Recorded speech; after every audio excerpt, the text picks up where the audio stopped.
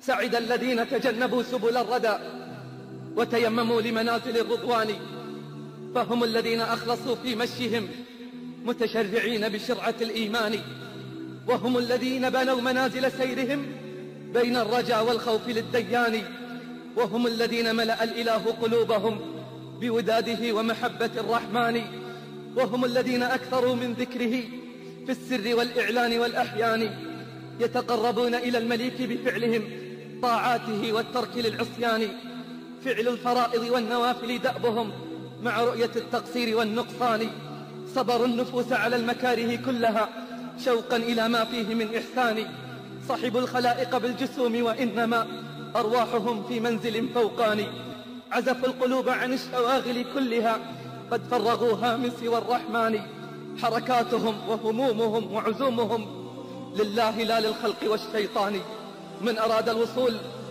فعليه بالأصول، ومن سار على الدرب وصل، واعلم رعاك الله أن النعيم لا يدرك بالنعيم، اعلم رعاك الله أن النعيم لا يدرك بالنعيم، وأن من آثر الراحة فاتته الراحة، وأن بحسب ركوب الأهوال واحتمال المشاق تكون الفرحة واللذة.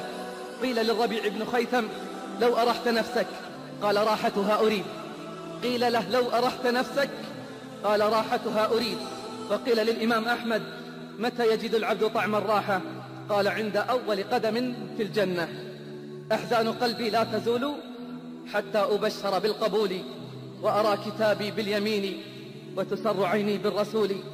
عوتب أحدهم لشدة اجتهاده فقال إن الدنيا كانت ولم أكن فيها، إن الدنيا كانت ولم أكن فيها وستكون ولن أكون فيها، إن الدنيا كانت ولم أكن فيها وستكون ولن أكون فيها، ولا أحب أن أغبن أيامي، فالصلاة خير من النوم، والتجلد خير من التبلد، والمنية خير من الدنية، فكن رجلا رجله في الثرى وقامة همته في الثريا، فإن إراقة ماء الحياة دون إراقة ماء المحيا، إن إراقة ماء الحياة دون إراقة ماء المحيا. أعوذ بالله من الشيطان الرجيم.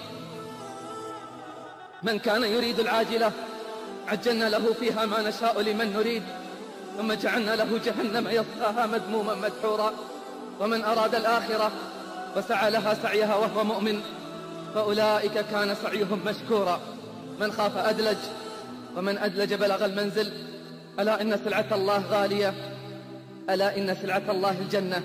قال الفضيل إلزم طريق الهدى ولا يضرك قلة السالكين، وإياك وطريق الضلالة ولا تغتر بكثرة الهالكين.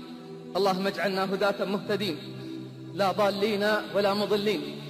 اللهم حبب إلينا الإيمان وزينه في قلوبنا، وكره إلينا الكفر والفسوق والعصيان.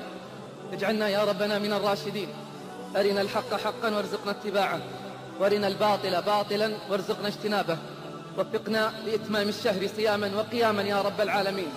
اجعلنا فيه من المقبولين ومن عتقائك من نار يا أرحم الراحمين. اغفر لوالدينا ووالد والدينا ولكل من له حق علينا يا رب العالمين. آمنا في أوطاننا، أصلح أئمتنا وولاة أمورنا، اجعل ولايتنا في من خافك واتقاك واتبع رضاك يا رب العالمين. اللهم اهد شباب المسلمين، اللهم اهد شباب المسلمين، اللهم اهد شباب المسلمين ووفقهم للعمل الصالح يا رب العالمين. اللهم بارك لنا في شيبنا ونسائنا وأطفالنا يا أرحم الراحمين.